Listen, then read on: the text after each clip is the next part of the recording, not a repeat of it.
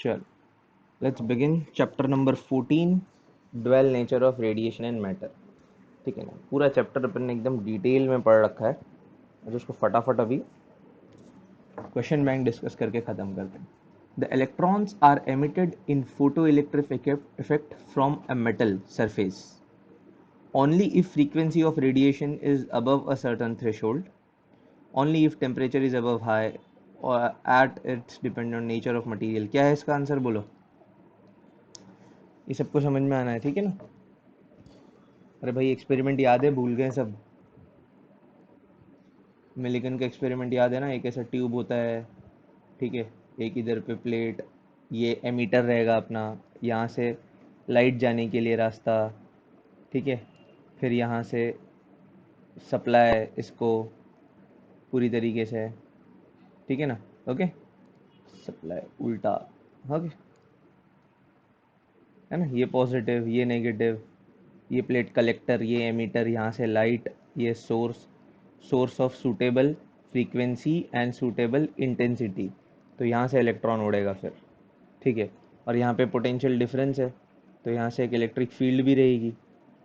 ये electric field physique electron को carry करेगी, ठीक है।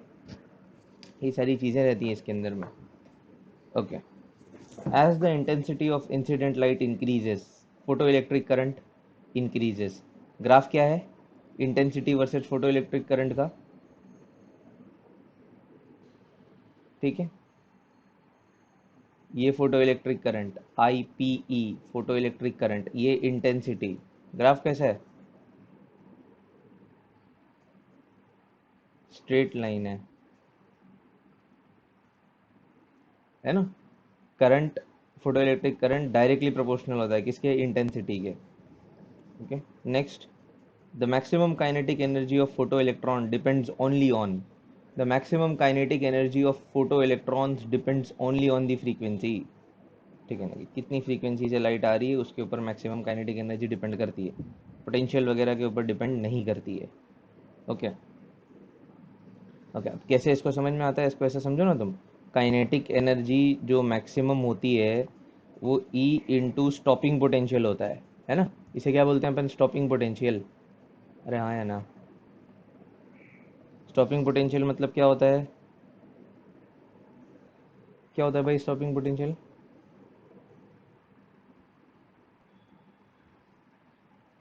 हाँ, इलेक्ट्रॉन्स जो लाइट की वजह से निकल रहे हैं ना, यहाँ पे जो लाइट पड़ रही है उसकी वजह से, तो उल्टा पोटेंशियल लगाना पड़ेगा ताकि ये जो लाइट की वजह से निकल रहा है वो भी अंदर दब के रह जाए, ठीक है ना? तो इसे बोलते हैं अपन स्टॉपिंग पोटेंशियल, ठीक है। अब स्टॉपिंग पोटेंशियल सिर्फ और सिर्फ फ्रीक्वेंसी पे डिपेंड करता है।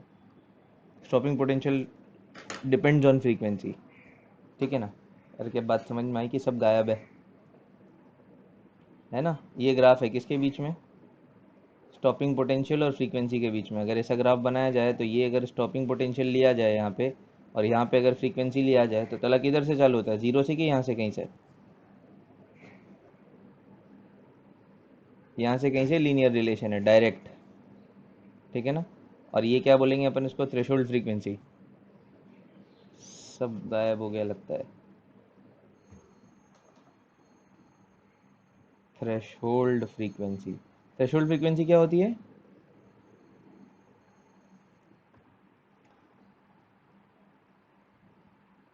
वो मिनिमम फ्रीक्वेंसी जो रिक्वायर्ड है फोटो इलेक्ट्रॉन एमिट करने के लिए, ठीक है ना? उसके नीचे चाहे तुम जितना भी बड़ा वजन या जितनी भी बड़ी इंटेंसिटी फेंक के मार लो, इलेक्ट्रॉन नहीं निकलने वाला, ठीक है? ठीक है, तो ये सारी चीज़ें हैं। According to de Broglie, the waves are associated with, waves are associated with moving neutral particles only, moving charged particles only, electrons only, all moving particles। जो भी पार्टिकल है जिसका भी मास है उसके साथ उसकी एक वेव एसोसिएटेड है। हाँ, वो अलग बात है कि वो सिग्निफिकेंस रखती है या नहीं रखती है अपने आप में। हम तुम सबके साथ एक वेव एसोसिएटेड है, लेकिन हमारे साथ जो वेव एसोसिएटेड है वो कोई सिग्निफिकेंस नहीं रखती, ठीक है ना? Fifth one, the work function of a metal is this, its threshold wavelength will be. Work function ये देखो, वर्क फंक्शन क्या होता है भाई? What is work function? Denoted by, denoted by phi naught. क्या बताता है ये?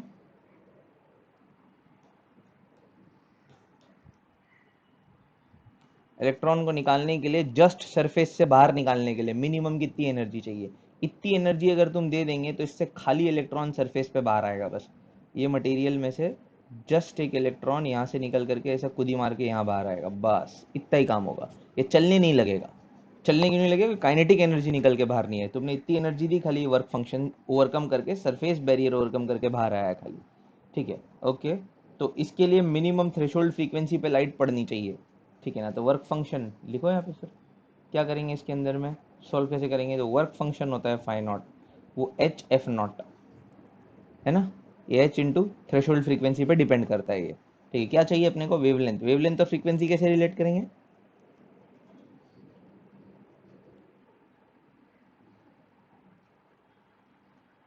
H c by lambda naught हो जाएगा। अब यहाँ से लैम्बडा नॉट खींच के निकाल लो बाहर, तो लैम्बडा नॉट यहाँ पे बाहर आ जाएगा। Therefore lambda naught will be h c upon phi naught. बस डाल दो अभी सब इसके अंदर में अकॉर्डिंगली। ठीक है, अभी ये किस में चाहिए? एंगस्ट्रॉम में चाहिए। ठीक है ना? तो हिसाब किताब अकॉर्डिंगली रखना। अरे क्या समझ में आई बात?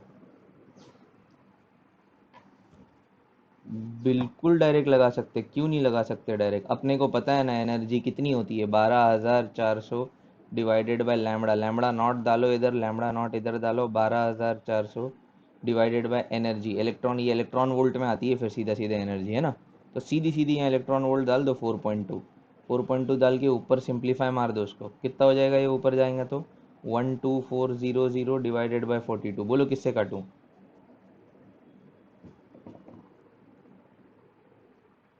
2 से। 2162 सही है। अभी 21 आएगा क्या?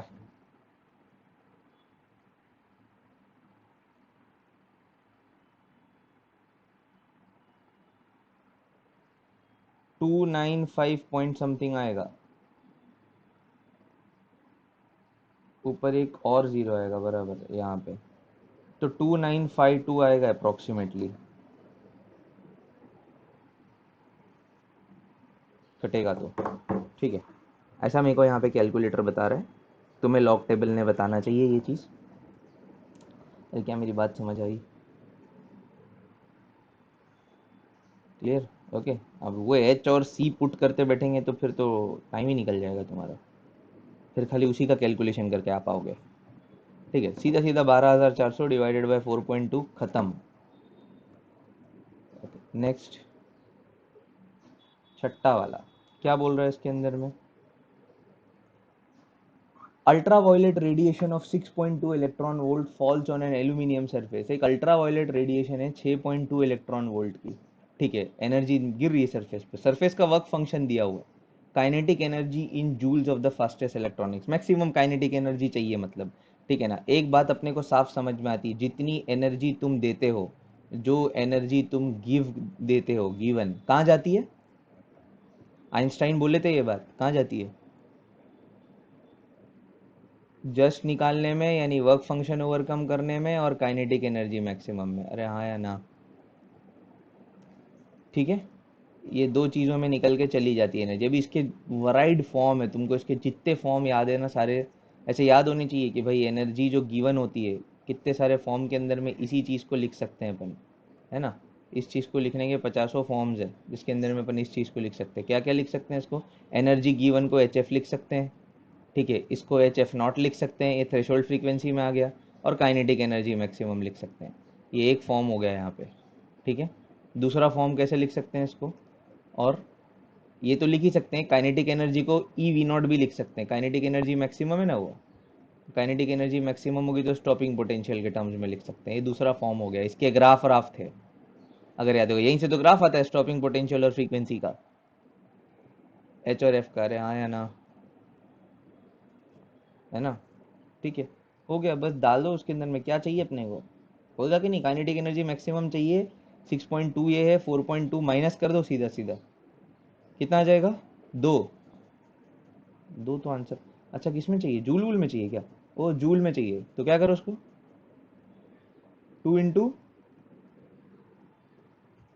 ये जूल हो गया। क्या बात समझ आई? Okay, next. Planck constant is this: the momentum of each photon is given in a given radiation is this, lambda is।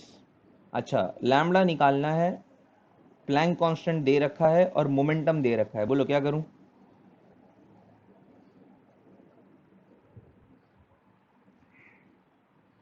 P, सही ना? H by P, H by momentum,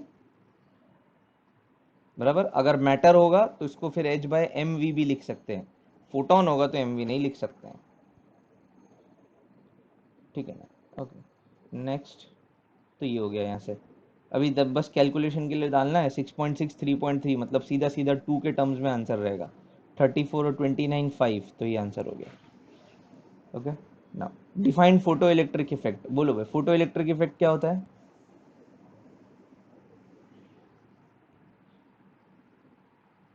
पहले तो यहाँ से शुरू करो, इलेक्ट्रॉन एमिशन क्या होता है? किसे बोलते हैं हम इलेक्ट्रॉन एमिशन? चैप्टर पढ़ रहे हैं तो चीज़ें पूरी पढ़ेंगे ना। बोलो, इलेक्ट्रॉन एमिशन किसको बोलते हैं अपन?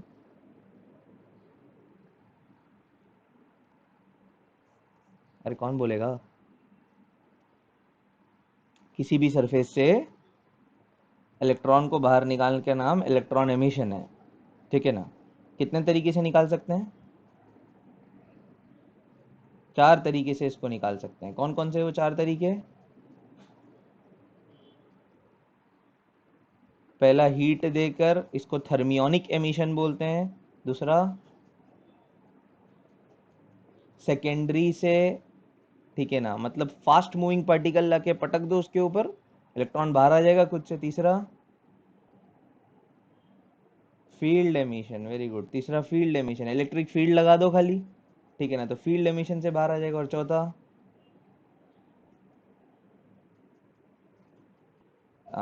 फोटो इलेक्ट्रिक, मतलब light of appropriate frequency and intensity, ठीक है ना, तो लाइट ऑफ सूटेबल फ्रीक्वेंसी मारो इसके ऊपर।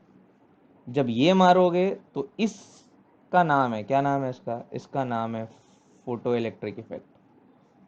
अरे हाँ या ना?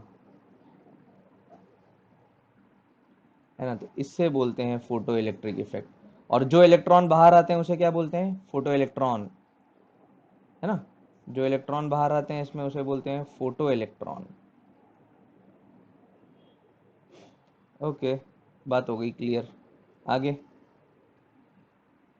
Defined threshold frequency. तो ये क्वेश्चन नंबर 1, इतना बड़ा नहीं लिखना है क्योंकि उसने सिर्फ पूछा है फोटो इलेक्ट्रिक इफेक्ट डिफाइन करो। तो फोटो इलेक्ट्रिक इफेक्ट कैसे डिफाइन करोगे? The phenomena of emission of electron from metal surface when radiation of appropriate frequency. ये वर्ड इस्तेमाल करना बहुत जरूरी है, अप्रोप्रिएट फ्रीक्वेंसी वाली रेडिएशन, ठीक है ना, is incident on is known as photo electric effect. बस इतना काफी, 1 मार्क के लिए इतने पैसे में इतना ही मिलता है। डिफाइंड थ्रेशोल्ड फ्रीक्वेंसी, क्या होती है threshold frequency?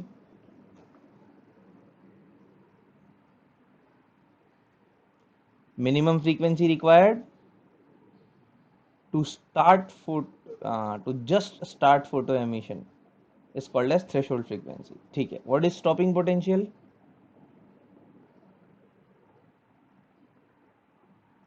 It is the negative potential applied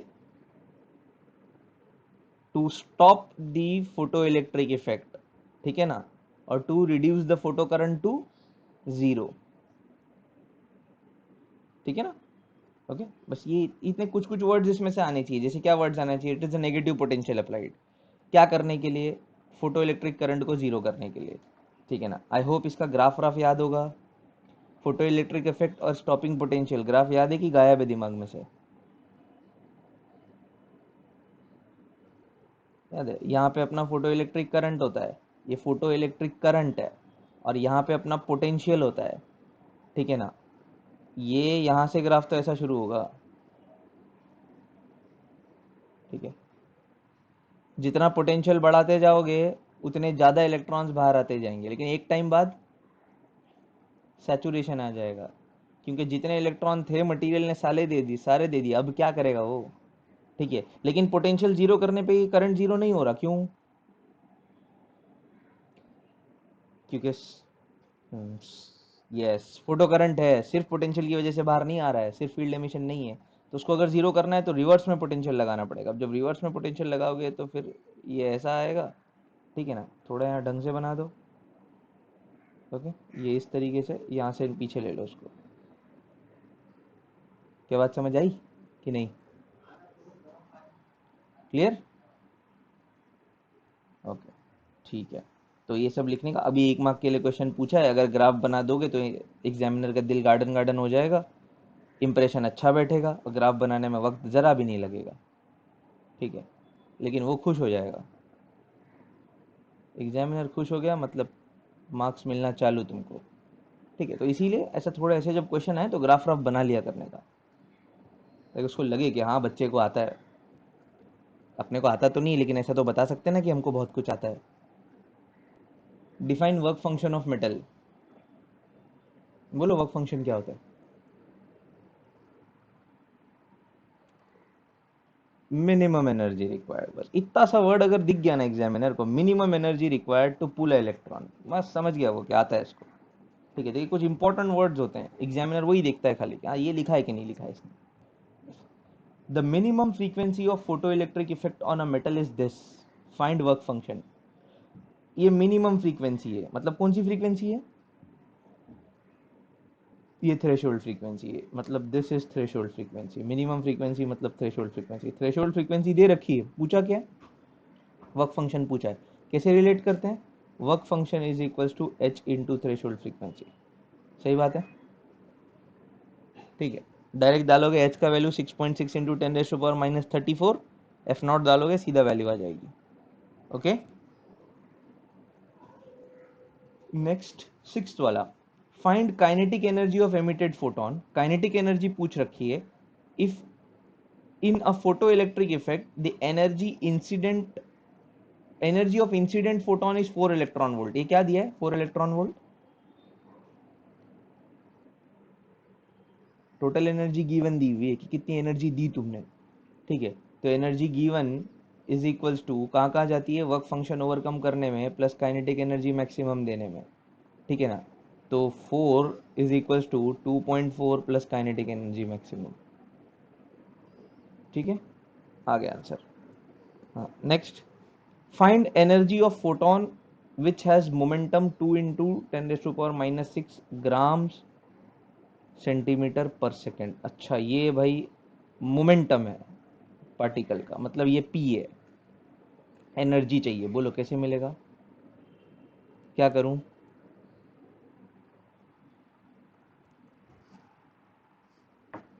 energy is equals to h c by lambda ना। हाँ फिर आगे, lambda is equals to h by p क्या? फिर लैम्बडा डाल दें यहाँ पे एच बाई पी की जगह पे, तो पी सी आ जाएगा बस। तो मोमेंटम दे रखा है, सी से मल्टीप्लाई करेंगे। सी क्या होता है?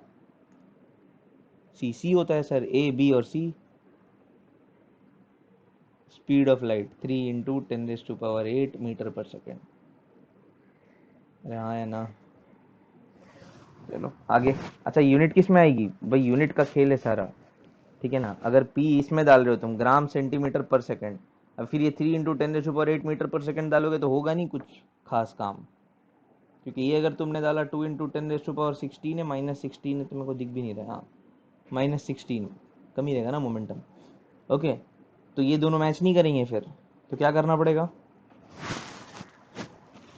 या तो इसे सेंटीमीटर कर दो या तो इसे केजी पर मीटर कर दो, ठीक है ना। इसको सेंटीमीटर कर दो, सेंटीमीटर करने के लिए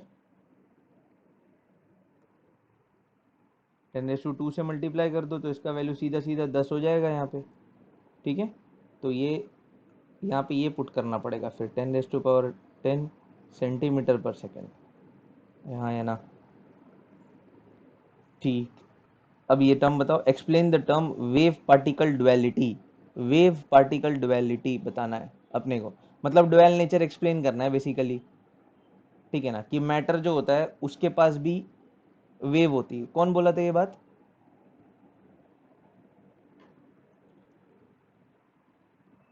डी ब्रोगली ने ये बात बोला था। डी ब्रोगली ने बोला था कि जो लाइट होती है ना, अब डी ब्रोगली ने क्या बोला था, डी ब्रोगली बोला कि देखो भाई ये लाइट होती है, हाँ भाई लाइट होती है, दो नेचर होते हैं ना इसके, पार्टिकल नेचर भी होता है, हाँ फोटोन होता है, ये प्लैंक ने बोला था, ठीक है ना, और क्या होता है, वेव नेचर भी होता है, ठीक है। तो मेरे पास एक मैटर है, पार्टिकल तो वो पहले से होता है, ठीक है ना, तो फिर इसकी भी वेव होगी, क्योंकि नेचर में सिमेट्री होती है, ठीक है ना। तो यहाँ पे वेव दिख रही तो यहाँ पे भी वेव दिखनी चाहिए। क्या बात समझ आई? हाँ, इसे दी ब्रोगली हाइपोथेसिस बोलते हैं, क्योंकि उसके पास उस टाइम इसका कोई प्रूफ नहीं था, ठीक है ना। फिर भी नोबल वोबल दिए, वो बात अलग है। बाद में प्रूफ किसने किया?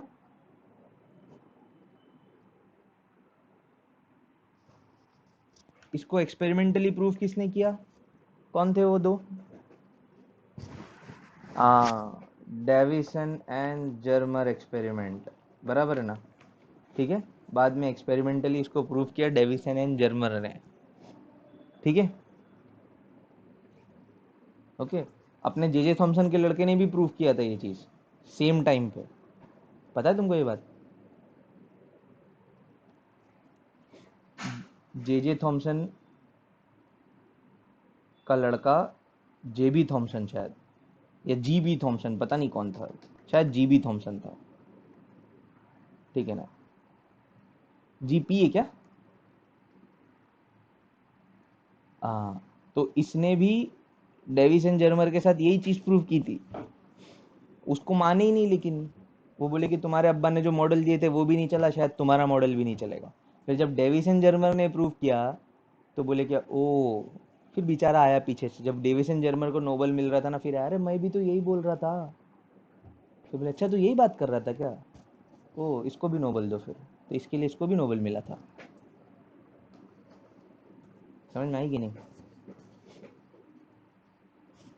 बात? क्या अभी, हाँ। तो डी ब्रोगली ने यही चीज बोला, इसी को एक्सप्लेन करना है एकदम अच्छे से, ठीक है ना। क्या क्या वर्ड आने चाहिए काम के, क्या वर्ड आने चाहिए काम के? वर्ड आने चाहिए सिमेट्री, ठीक है ना। सिमेट्रिकल कैरेक्टर होता है, जैसा लाइट में होता है वैसा मैटर में होना चाहिए, ये एक काम का वर्ड है, ये दिखना चाहिए पूरे आंसर में कहीं ना कहीं लिखा हुआ, ठीक है। और बाकी का डी ब्रोगली ने जो प्रपोज किया था वो उसका पूरा स्टेटमेंट होना चाहिए, light has both the wave and nature and the particle nature, therefore particle matter must have, particle nature तो उसके पास पहले से होता है, तो must have wave associated with its motion.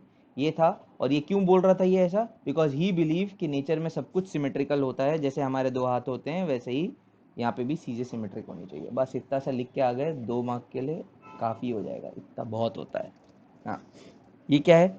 Draw neat label diagram of experimental setup to study photo electric effect. क्या diagram बनाते आएगा? ठीक है, यहाँ तक तो सेम है, ये सब बना देना। अभी ये डब्बा, डब्बा अगर नहीं आए बनाते तो फिर क्या करेंगे? डब्बा अगर नहीं आए बनाते तो कम से कम सादा डायग्राम बना के आ जाना फिर, ठीक है ना।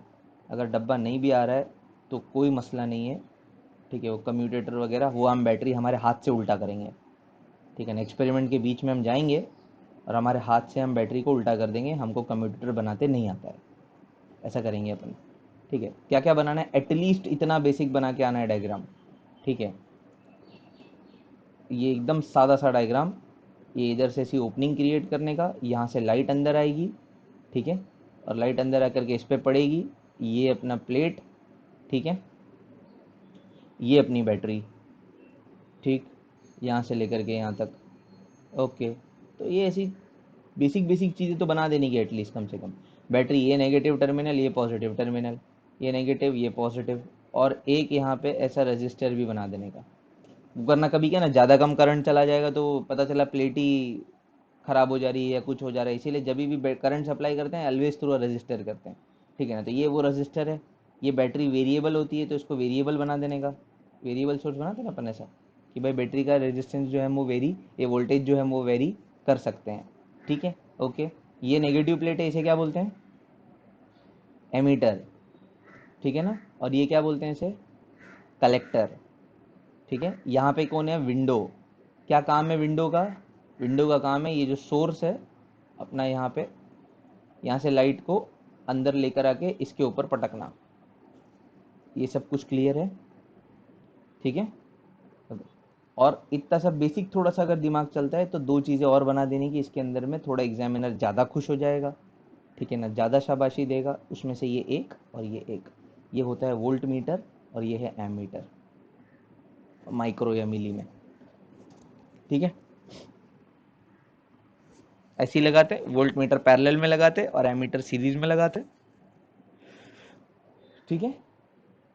ओके, तो बस इतनी चीज़ें अगर तुमने बना दी, अपना काम समझ लो ख़त्म हो गया। बस इतना सही काम था, इसको यहाँ से बनाओ भाई, कितना वोल्टेज जा रहा है, कितना क्या हो रहा है, पता तो चलना चाहिए ना इसके अक्रॉस। ओके, ये सब जोड़ देने का, बस ख़त्म। इतना सा काम कर दो, थोड़ा सा खुश। बाकी ये जो है ये कम्यूटेटर है, इकाई के लिए, ये वो स्टॉपिंग पोटेंशियल लगाने के लिए, ये डायरेक्ट रिवर्स कर देता है। यहाँ से यहाँ कनेक्ट किया तो यहाँ से यहाँ कनेक्ट कर देंगे तो सीधा रिवर्स हो जाएगा, समझे। नहीं बनाया चलता है, कोई इशू नहीं उसके अंदर में। What is meant by dual nature of matter. Dual nature of matter, again वही सेम घिसी-पिटी स्टोरी। क्या है dual nature of matter? Matter के पास भी wave associated of matter is called as matter wave. Material particle shows wave like nature, ठीक है ना, अंडर सर्टन सर्कमस्टांसेस। क्लियर है? Explain the concept of photo electric effect. What is meant by photo electric effect? Electron को emit करवाना किसी भी surface से, उसके ऊपर अप्रोप्रिएट फ्रीक्वेंसी की लाइट मार के, उसे बोलते हैं फोटो इलेक्ट्रिक इफेक्ट। काम के वर्डिंग्स इसमें, एक अप्रोप्रिएट फ्रीक्वेंसी बहुत इंपॉर्टेंट है, एमिशन ऑफ इलेक्ट्रॉन इंपॉर्टेंट है, इलेक्ट्रॉन एमिट करवाना अप्रोप्रिएट फ्रीक्वेंसी मार के, ठीक है। The emitted electrons are called as photo electrons, लिखोगे बहुत अच्छी बात है। और जो करंट आता है इससे, उसे बोलते हैं फोटो इलेक्ट्रिक करंट, IPE से अपन उसे डिनोट करते हैं, ठीक है। ओके, जब भी अल्ट्रावायलेट लाइट पड़ेगी या फिर कोई भी लाइट पड़ेगी रेडिएशन की, तो एक इलेक्ट्रॉन एमिट होगा, ठीक है ना, और वो इलेक्ट्रॉन जो है वो पॉजिटिव प्लेट की तरफ जाएगा, किसकी वजह से? इलेक्ट्रिक फील्ड की वजह से, और एक करंट जनरेट होगा जिसे अपन फोटो इलेक्ट्रिक करंट के नाम से जानते हैं। बिल्कुल, आ जाओ, कितना सब लिख लोगे, जितना आता है स्टोरी के अंदर में सब लिखने का तुम्हारा, ठीक है। एग्जाम में मार्क्स देखने के, खाली मार्क्स के हिसाब से शुरू कर देने का लिखना। Now, if the total energy of radiation of frequency 10 raised to power 14 hertz is this, calculate number of photons in the radiation। हाँ बोलो, कैसे कैलकुलेट करेंगे भाई नंबर ऑफ फोटॉन्स, बताओ तला।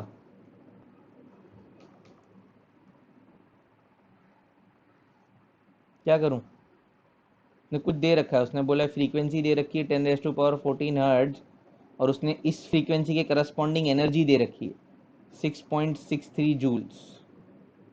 पूछ रहा है नंबर ऑफ फोटॉन्स कितने हैं। एक फोटॉन के पास कितनी एनर्जी होती है? एक photon, energy of one photon.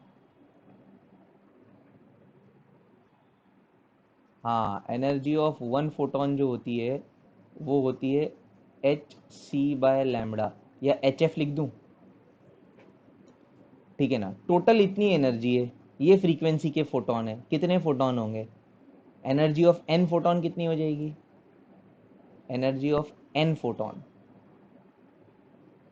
nhf हो जाएगी, बिल्कुल सही। और ये nhf इस एनर्जी के बराबर है, therefore nhf is equals to 6.63। तो n is equals to 6.63 upon hf। क्या बात पल्ले पड़ी, ठीक है, हो गया बस। डाल दो बाकी सारा, देखो इसका h 6.63 डाल देंगे तो h से h कट ही जाएगा। फ्रीक्वेंसी दे रखी है 10 रेज टू पावर, कुछ answer 10 raise to power something में ही आएगा बस, ठीक है। कितना? 10 रेज टू पावर 20 आ गया। क्लियर? ओके, हो गया fifth one. Electron is accelerated through a potential of 120 volt, find its de Broglie wavelength. ओ, find its de Broglie wavelength. Electron की डी ब्रॉगली वेवलेंथ बोलो तो?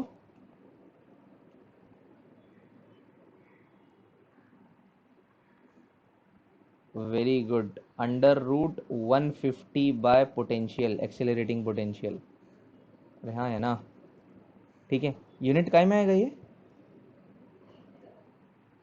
एंगस्ट्रॉम में आएगा, क्योंकि जब भी कांस्टेंट यूज करो तो यूनिट का बहुत ख्याल रखोगे, किस में आएगा ये? अंडर रूट 150 बाय ये, ठीक है ना। बात खत्म हो गई, डालो इधर से वैल्यू। 150 इधर चला गया, v का वैल्यू कितना है भाई? 120, ठीक है ना। ये भी इससे मर गया, कितना करूं?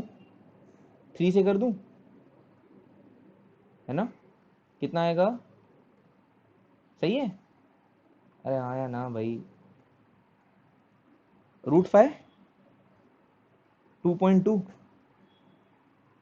है ना, क्योंकि √4 2 होता है, तो √5 ज़्यादा से ज़्यादा 2.2 होगा मेरे हिसाब से। 1.1 एंगस्ट्रॉम अप्रोक्स अगर लिया तो। कितना है? 0.11। अच्छा वो नैनो में है। सही है,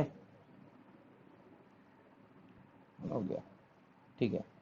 हाँ, अभी ये तो अपना कैलकुलेशन के टाइम पे हो गया, लेकिन फॉर्मूला अगर ये याद हो तो लिख लो तो बहुत अच्छी बात है, 1.228 डिवाइडेड बाई √v, है ना। ठीक है, तो एग्जामिनर को लगेगा कि हाँ, कौन सा ये वाला, यही है। √150 का वैल्यू इतना आता है, 1.228।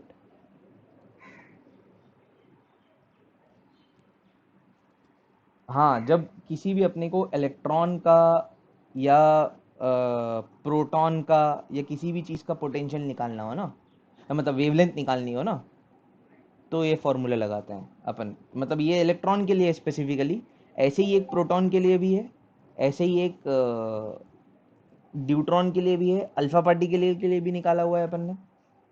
ठीक है ना, वो लेक्चर पूरा रिफर करोगे तो देखो उसके अंदर मिलेगा सारे का लाइन से। अरे हाँ, है ना, पता है, याद है कि सब गायब है। खाली इलेक्ट्रॉन का तो याद होगा ना एटलीस्ट। इलेक्ट्रॉन क्योंकि काम की चीज़ है, उसको भूलना नहीं है भाई। किसी को याद है प्रोटॉन की वेवलेंथ?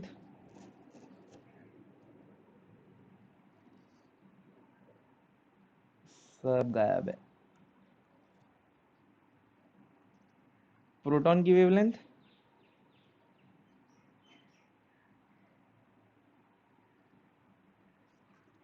0.286 है ना, लेकिन अपॉन √v ये थोड़ी ना करते हैं अपन। अपन क्या करते हैं, 2√2/10 और √v।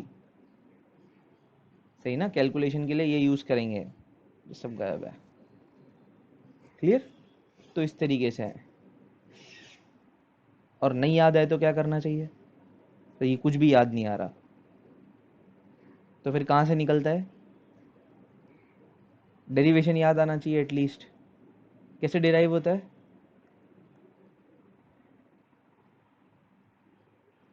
हाँ, उससे निकाल सकते हैं, lambda is equals to h/√2m³ potential. ठीक है, मास उसी चार्ज का डालो जिसका निकालना है, और चार्ज भी उसी पार्टिकल का डालो जिसका निकालना है। ये सिर्फ किसके लिए होती है? ये चार्ज पार्टिकल्स की वेवलेंथ होती है।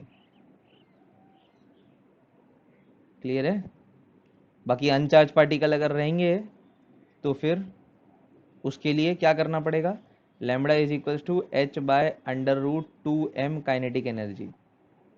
और ये तो अपने को एकदम क्लियरली पता है कि लैम्बडा इज h/p, और momentum is p² / 2m is equals to kinetic energy. बहुत आसान, बेसिक अपन काइनेमेटिक्स में पहले पढ़े थे, है ना। सीधा मोमेंटम की जगह h/p की जगह पे √2m काइनेटिक एनर्जी डाल दो। अब काइनेटिक एनर्जी गैस पार्टिकल की अलग होगी, DOF/2 अंडर रूट, मतलब DOF/2 nRT। 1 मोल है तो RT। क्या क्लियर है? ठीक है, तो गैस वैस पार्टिकल, ये मेन फॉर्मूला है। इस यस, इसमें मास ऑफ इलेक्ट्रॉन डाला, चार्ज ऑफ इलेक्ट्रॉन डाला, तो ये आएगा। ये आएगा मतलब ये आएगा। ठीक है ना, लेकिन ये जो आएगा ना, ये अपन कैलकुलेशन में नहीं ले सकते। 1.228 बहुत लंबा हो जाता है उसमें, अपन लंबे हो जाते हैं उसके अंदर बेसिकली। ठीक है ना, क्योंकि नीट के अंदर में बहुत कम टाइम होता है तुम्हारे हाथ में, तो उसके लिए √150 ये मार देने का। ठीक है ना, अभी देखो ना, इसमें कैलकुलेट करते तो √120 कब निकलता, क्या होता, ये कर दिया तो फट से आया। कर लो। ठीक है। ओके, तो ये सब था बेसिक बातें।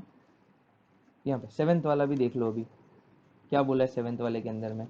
Calculate the stopping potential when metal with work function 0.6 electron volt is illuminated with a light of 2 electron volt. बताओ ना, स्टॉपिंग पोटेंशियल कैसे निकालूं, कौन सा फॉर्मूला लगाऊं, सब बताओ। वर्क फंक्शन दे रखा है और illuminated with a light of 2 electron volt, मतलब ये क्या है, 2 इलेक्ट्रॉन वोल्ट। टोटल एनर्जी है, total energy is equal to work function plus kinetic energy. क्या पूछा है? Stopping potential. क्या करूं? काइनेटिक एनर्जी की जगह ई वी नॉट डाल दो सर, स्टॉपिंग पोटेंशियल यहीं से खुल के आ जाएगा। क्लियर? ठीक है, आई होप अभी तुम लोग बाकी का पूरा कर सकते हो। ई भी दे रखा है, ये भी दे रखा है, डिवाइडेड बाई ई। ठीक है, ई ई ई सीधा सीधा मार ही दो ना सब जगह से, क्यों रखे उसको? ये भी इलेक्ट्रॉन वोल्ट में, ये भी इलेक्ट्रॉन वोल्ट में, डिवाइड बाई ई मार दो। ठीक है ना, तो इलेक्ट्रॉन वोल्ट वोल्ट कट जाएगा, सीधा सीधा वोल्ट आ जाएगा, तो स्टॉपिंग पोटेंशियल डायरेक्टली वोल्ट में आएगा। कर लो। Next, state Einstein photoelectric equation, explain two characteristics of photoelectric effect on the basis of Einstein's photoelectric equation। Einstein का photoelectric equation, kinetic energy maximum is hv minus phi naught। ठीक है ना, ये Einstein का photoelectric equation है। इसके basis पर क्या बताना है? दो characteristics of photo electric effect बताना है। फोटो इलेक्ट्रिक इफेक्ट के आई गेस 4-5 कैरेक्टरिस्टिक्स है। ठीक है ना, उसमें से कोई तो दो कैरेक्टरिस्टिक अपने को बताने हैं फोटो इलेक्ट्रिक इफेक्ट के। ठीक है, तो आ जाओ देखो क्या लिखना है किस तरीके से, क्योंकि पता तो अपने को सब है, आइंस्टाइन का इक्वेशन पता ही है। ठीक है ना, लेकिन कैसा है ना, पीएचडी वगैरह करते हैं ना लोग, तो थोड़ा सा फेंका फाकी ज़्यादा रहती है, इधर उधर की चीज़ें लिखनी होती है उसके अंदर में। आ जाओ देखो क्या कर सकते हैं अपन। काइनेटिक एनर्जी मैक्सिमम, ठीक है, is equals to H F minus phi naught. ये एनर्जी गिवन है और ये वर्क फंक्शन का डिफरेंस है। ठीक है, एक मिनट रुको तो फोन बंद कर दूं।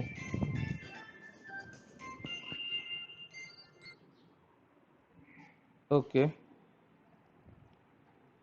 ठीक है।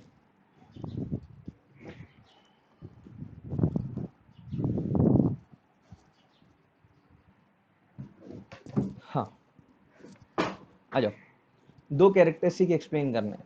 पहला कैरेक्टरिस्टिक्स वो ये बोलता है कि ये एनर्जी गिवन है ना, और ये minus phi naught is equals to kinetic energy maximum. इस एनर्जी के साथ में इलेक्ट्रॉन बाहर आ रहा है। ठीक है, एक मिनट होल्ड करना।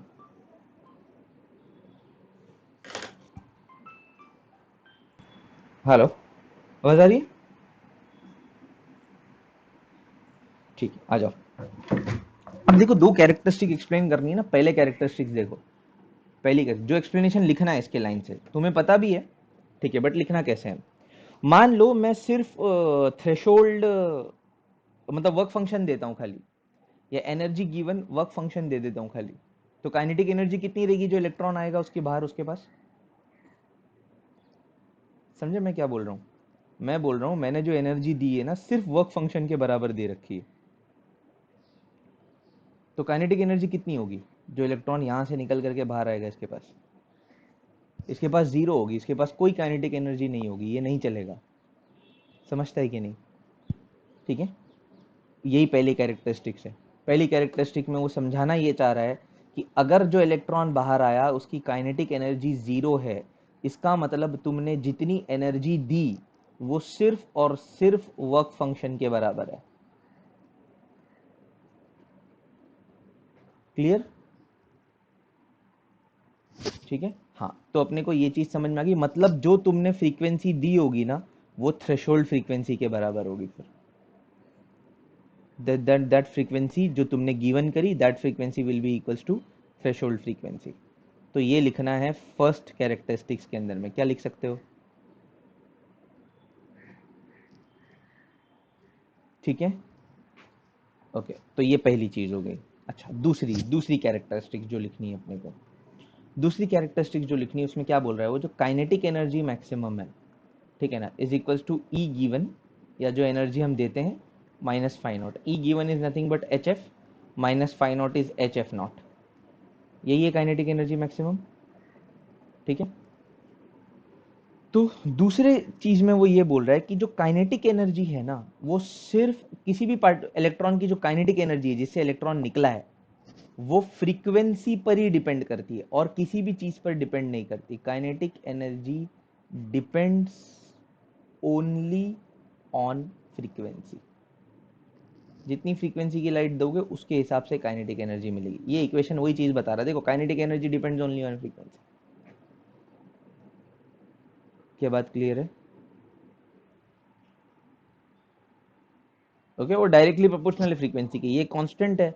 अगर y is equals to M X plus C मोल दो तो ये सीधा सीधा प्रोपोर्शनल में आ रही है किसकी, फ्रीक्वेंसी के। ठीक है, तो दो कैरेक्टरिस्टिक्स तो एक्सप्लेन कर लोगे। ठीक है, पहला वाला मैं फिर से एक्सप्लेन करता हूँ। पहले वाले में ये बोल रहा है कि अगर कोई इलेक्ट्रॉन बाहर आ रहा है, उसके पास काइनेटिक एनर्जी नहीं है, इसका मतलब ये हुआ कि तुमने जितनी एनर्जी दी वो वर्क फंक्शन के बराबर है।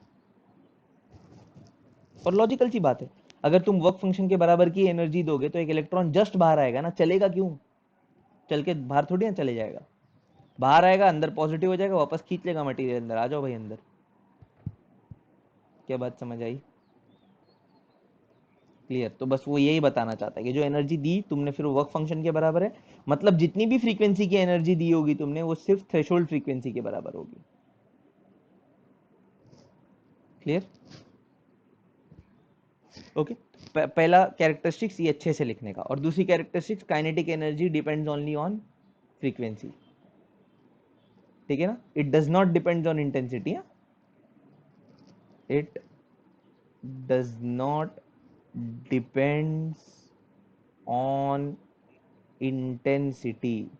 इंटेंसिटी पे करंट डिपेंड करता है, काइनेटिक एनर्जी डिपेंड नहीं करती। इंटेंसिटी जितनी बड़ी होगी, फ्रीक्वेंसी जितनी ज्यादा होगी, मतलब थ्रेशोल्ड से ऊपर होगी, और फिर इंटेंसिटी बड़ी कर दो तुम, तो ज्यादा नंबर ऑफ इलेक्ट्रॉन्स बाहर आएंगे अंदर से, तो ज्यादा करंट मिलेगा। लेकिन जो भी इलेक्ट्रॉन बाहर आएगा उसकी काइनेटिक एनर्जी सेम रहेगी, क्योंकि वो फ्रीक्वेंसी पे डिपेंड करती है। क्या मेरी बात समझ में आ रही है? ये निकल गई ऊपर से? समझा? ओके, हाँ। तो ये दोनों चीजें इसके अंदर में लिखना है, कुछ इंपॉर्टेंट वर्डिंग्स जो कवर होने चाहिए।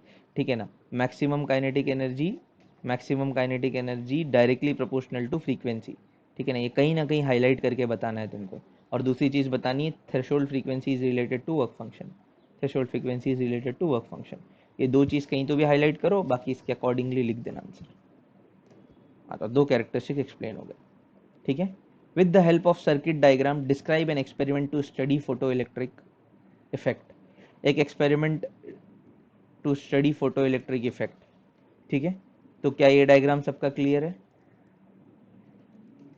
ये वाला डायग्राम, ठीक है, इसमें ये पोटेंशियल है। ठीक है, ये वैक्यूम चेम्बर है, मतलब ठीक है ना, ये चेम्बर है, यहाँ से क्वार्ट्ज क्रिस्टल लगा हुआ है। ठीक है, तो यही वो डायग्राम है। ये कम्यूटेटर अगर छोड़ दो तो हमने जो पीछे बनाया था वही डायग्राम है। अब इसका पूरा वर्किंग एक्सप्लेन करना है अकॉर्डिंगली। ठीक है, कर सकते हो? ठीक है, ये नेगेटिवली चार्ज होता है, ये पॉजिटिवली चार्ज होता है, ये सब पहले लिखने का। पहले तो अच्छे से कंस्ट्रक्शन लिखने का, describe an experiment to study this ना, तो पहले कंस्ट्रक्शन लिखने का कि क्या क्या है उसके अंदर में। ठीक है, तो जो है उसके अंदर में वो तो अपन जो बना रहे हो तो अपने को ध्यान में होता है कि क्या है, तो पहले वो सारी चीजें लिख देने की इसके अंदर में। इसके बाद क्या लिखने का, फिर लिखने का कि भाई हम अभी क्या कर रहे हैं इसके अंदर में। ठीक है, यहाँ से वोल्टेज सप्लाई करते हैं, यहाँ से लाइट इंसिडेंट करते हैं, दोनों मिला करके इलेक्ट्रॉन को बाहर निकालते हैं। फिर ये इलेक्ट्रॉन जो है ये चलने लगता है और यहाँ तक पहुँचता है। ठीक है, अगर हम वोल्टेज को जीरो कर दें तो भी लाइट की वजह से थोड़े इलेक्ट्रॉन्स निकलेंगे, मतलब करंट जो है वो रहेगा थोड़ा बहुत। फिर अगर हम इसे नेगेटिव कर देंगे तो फिर वो करंट जो है वो स्टॉप हो जाएगा, and this is called as retarding potential, या फिर हम इसको स्टॉपिंग पोटेंशियल के नाम से जानते हैं। ठीक है ना, लिख लोगे अपने मून वर्ड्स में पूरा एक्सपेरिमेंट? ओके, हो जाएगा इंशाल्लाह, तुम लिख लोगे। तुम लोग, इतनी स्टोरी तो याद करवाया हूं मैं कि एक्सपेरिमेंट के अंदर में क्या क्या है और क्या क्या लिखना है। What is photoelectric effect? Define stopping potential and photoelectric work function. Photoelectric effect क्या होता है? Again वही चीज, emission of electrons from the metal surface when radiation, ठीक है ना, of appropriate frequency। ये words याद होने चाहिए, appropriate frequency।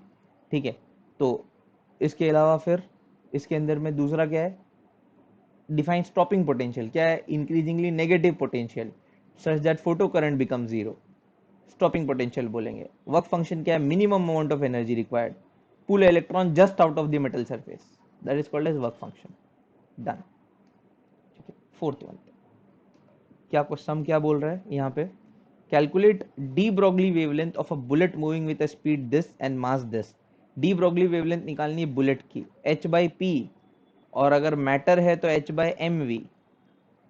करेक्ट, डाल दो सारे वैल्यूज डाल दो यहाँ पे। h का वैल्यू डाल दो 6.6 इंटू 10⁻⁻⁻³ डिवाइडेड बाय मास मारो, यहाँ से मास कितना है 5 ग्राम है, ठीक है ना। अब उसके अकॉर्डिंगली कन्वर्ट कर देना, ठीक है। और ये कितना डालना है यहाँ पे, केजी, केजी में कन्वर्ट कर दो, और यहाँ डाल दो इसको 90। क्या बात समझ आई? क्लियर? ओके, तो अकॉर्डिंगली आंसर आ जाएगा तुम्हारा एक। Next, energy of photon is 2 electron volt, find its frequency and wavelength. Energy दे रखी है एक फोटोन की, एनर्जी दे रखी है 2 इलेक्ट्रॉन वोल्ट, फ्रीक्वेंसी निकालनी है और वेवलेंथ निकालनी है।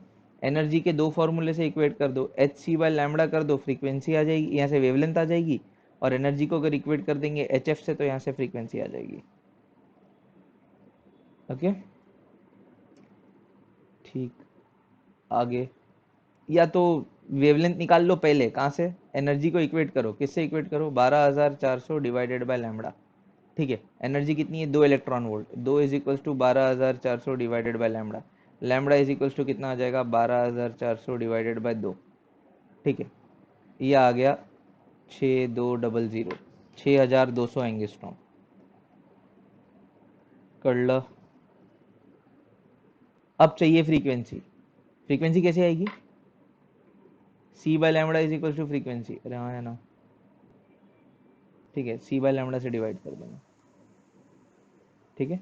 तो ये 6200 के करीब जो है एंगस्ट्रॉम में वेवलेंथ आ गई, डिवाइड कर दो, फ्रीक्वेंसी आ जाएगी।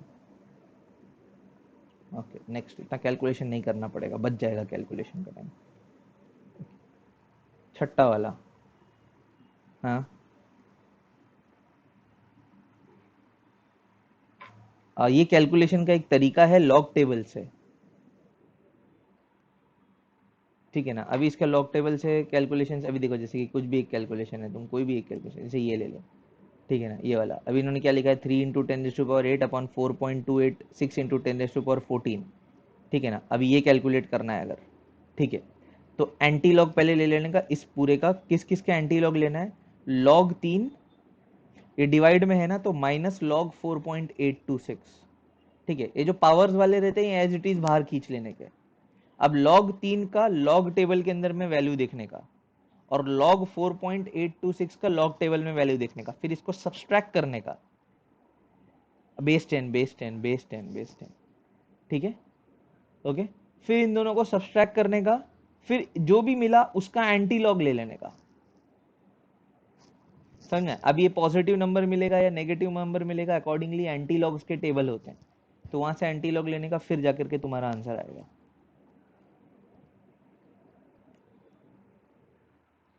हाँ, बस डिवाइड करके आंसर आएगा बस, तो ये लिखने की जरूरत नहीं है, ठीक है ना। बस इतना ही कि कैलकुलेशन थोड़े आसान करने के लिए अपने फॉर्मूलेस थोड़े अच्छे वाले यूज करो, वरना ये इतना फिर गंदा गंदा कैलकुलेशन नहीं करना पड़ेगा, ठीक है। ओके, बस ये डिवाइड अवॉइड करने के लिए होता है। ओके, छठा वाला, the work function of a surface is this, work function दे रखा है तो फाइव नॉट दे रखा है, 3.1 electron volt. A photon of frequency this, एक photon is incident on it, मतलब ये कौन सा है जो अपन ने एफ डाले इसके ऊपर, ये hertz. Calculate the incident wavelength, पहले तो इंसिडेंट वेवलेंथ फाइंड करो, will photo electric emission occur, हाँ कैसे चेक करेंगे, पहले इंसिडेंट वेवलेंथ बताओ कैसे निकलेगी,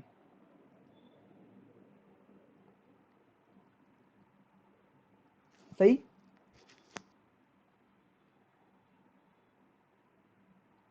फ्रीक्वेंसी दी है, वेवलेंथ निकल जाएगी, ये हो गया। चेक कैसे करेंगे, विल फोटो इलेक्ट्रिक एमिशन अकर, दूसरा वाला क्या करने का चेक करने के लिए,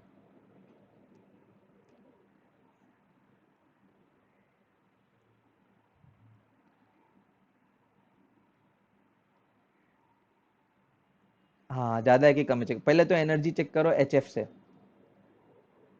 है ना। तो एच एफ से एनर्जी चेक करोगे, अगर 5 नॉट से ज्यादा आई तो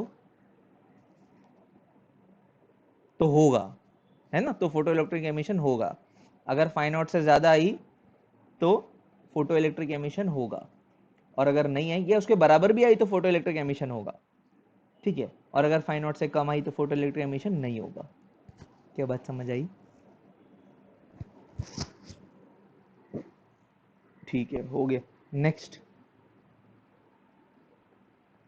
इसने वेवलेंथ से चेक किया है, थ्रेशोल्ड वेवलेंथ निकाला, ठीक है ना। अब उतना फिर इसमें से वेवलेंथ निकालने का कैलकुलेशन अलग, ठीक है ना, फिर इसकी वेवलेंथ निकालने का कैलकुलेशन अलग, और फिर दो चीज चेक करनी है। अरे भाई क्यों इतना करना है?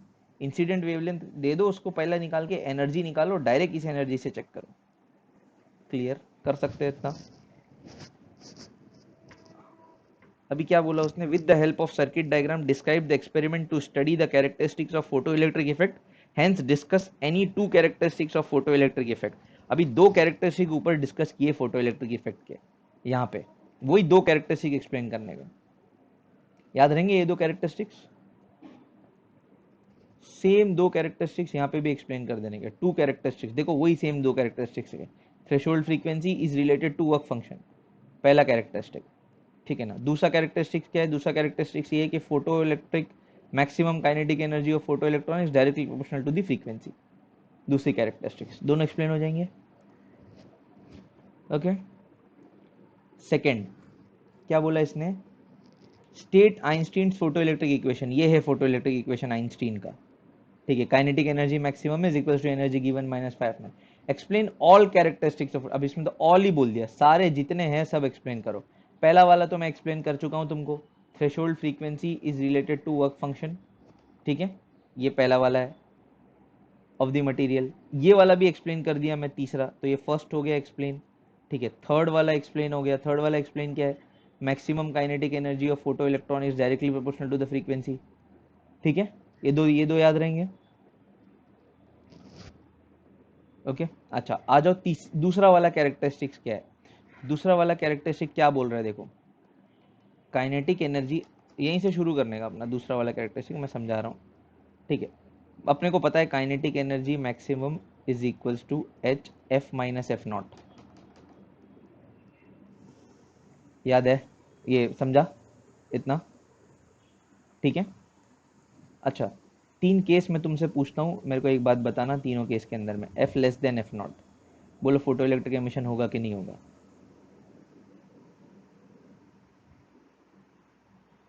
फोटो इलेक्ट्रिक एमिशन नहीं होगा, ठीक है ना। नो आईपीई या नो फोटो इलेक्ट्रिक एमिशन, क्यों? नो फोटो इलेक्ट्रिक एमिशन, हाँ क्यों नहीं होगा? इसीलिए नहीं होगा क्योंकि काइनेटिक एनर्जी नेगेटिव आ रही है। Clear? Which is not possible, which is not possible. एक ही इक्वेशन से देखो कितनी चीजें अपन निकाल रहे हैं, सब घुमा फिरा के सेम प्रूफ कर रहे हैं। ये बात बताओ, अगर ये ग्रेटर देन एफ नॉट है तो फोटो इलेक्ट्रिक एमिशन होगी, ठीक है ना। Yes, photo electric emission, okay, हाँ, फोटो इलेक्ट्रिक एमिशन होगी, इलेक्ट्रॉन दौड़ेगा भी, फोटो इलेक्ट्रिक करंट भी मिलेगा। क्या बात समझ आई? ओके, तीसरा case, F equals F not, emission होगा कि नहीं? इलेक्ट्रॉन बाहर आएगा कि नहीं आएगा? यस, फोटो इलेक्ट्रिक करंट मिलेगा क्या?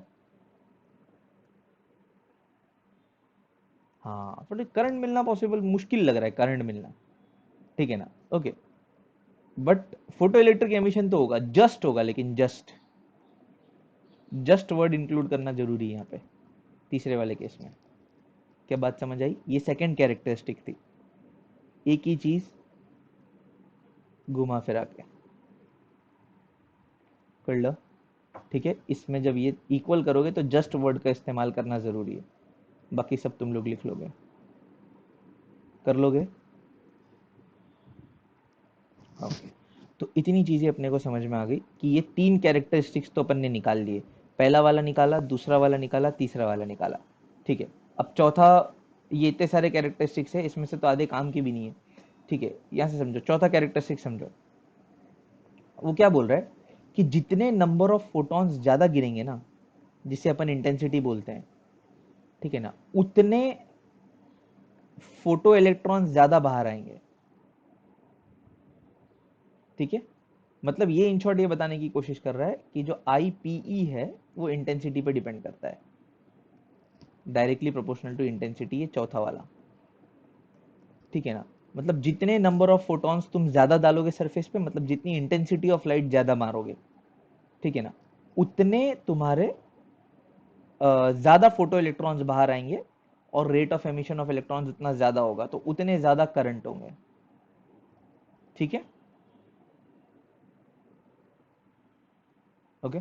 फिफ्थ वाली कैरेक्टरिस्टिक बोलती है कि ये जो फोटो इलेक्ट्रिक एमिशन होता है, टाइम कितना लगता है?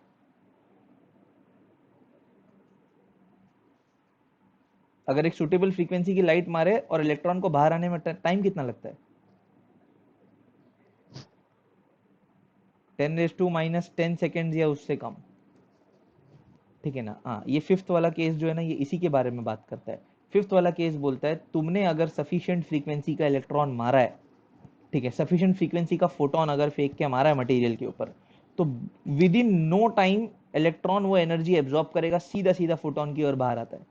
ठीक है ना, it does not takes any time. ठीक है ना, तो इसमें यही टाइम के बारे में बात करनी है। As soon as radiation is incidented on the photo sensitive surface, the entire energy of the photon is absorbed by the electron at once, therefore the electrons are emitted at a moment when the light is incident on the metal surface। जैसे ही incidence किया उसी moment बाहर आता है वो electron. Clear? Okay, हाँ, तो ये चीज अपने को समझ में आ गई। तो इतना भी अगर हमने कैरेक्टरिस्टिक्स को एक्सप्लेन किया है ना, 5 कैरेक्टरिस्टिक्स 5 मार्क्स के लिए बहुत है। ठीक है, तो 5 ही कैरेक्टरिस्टिक्स ढंग से याद रखो और 5 मार्क के लिए लिखो। पहले में ये बताना है कि थ्रेशोल्ड फ्रीक्वेंसी वर्क फंक्शन पे डिपेंड करती है, काइनेटिक एनर्जी जीरो होती है यहाँ पे। ठीक है ना, ओके। दूसरे वाले में ये बताना है कि काइनेटिक एनर्जी एफ के साथ में कैसे वेरी करती है और क्या फिर उसके रिलेशन आएंगे। तीसरे वाले में ये बताना है मैक्सिमम काइनेटिक एनर्जी फ्रीक्वेंसी के प्रोपोर्शनल होती है। चौथे वाले में ये बताना है कि जो फोटो इलेक्ट्रिक करंट होता है वो इंटेंसिटी पर डिपेंड करता है, जितने नंबर ऑफ फोटोन ज्यादा मारोगे उतने इलेक्ट्रॉन ज्यादा बाहर आएंगे। और पांचवे वाले में ये बताना है कि वक्त बहुत कम लगता है बाहर आने के लिए। क्या क्लियर? ठीक है, ये 5 कैरेक्टरिस्टिक्स है। अगर कोई 2 कैरेक्टरिस्टिक्स पूछे तो हमेशा ये ध्यान रखो कि कोई भी बड़े वाले 2 एक्सप्लेन करो। ठीक है ना, ये छोटे वाले 2 एक्सप्लेन मत करके आना। क्लियर? हाँ, अगर पूरे के पूरे पूछे तो फिर ये पूरे 5 एक्सप्लेन करना, वरना ये 3 बड़े हैं, इसमें से कोई भी 2 एक्सप्लेन करो जो तुमको अच्छा लगता है। Okay, next, explain de Broglie hypothesis. De Broglie का हाइपोथेसिस एक्सप्लेन करो। वही डी ब्रोगली ने बोला कि कोई भी मोमेंट फास्ट मूविंग पार्टिकल हो, उसके साथ में एक वेव एसोसिएटेड होती है। ठीक है ना, उसकी wavelength is given by this thing. ठीक है, और उस वेवलेंथ को क्या बोलते हैं? वो जो वेव एसोसिएटेड होती है उसे बोलते हैं मैटर वेव्स। ठीक है, बस ये 3 पॉइंट लिखने। जो वेव एसोसिएटेड होती है उसको बोलते हैं मैटर वेव, उसके साथ जो वेवलेंथ एसोसिएटेड होती है उसे बोलते हैं डी ब्रोगली वेवलेंथ। ठीक है, और equation of de Broglie wavelength, ये 2 इक्वेशन है। ठीक है, ये इक्वेशन। ओके,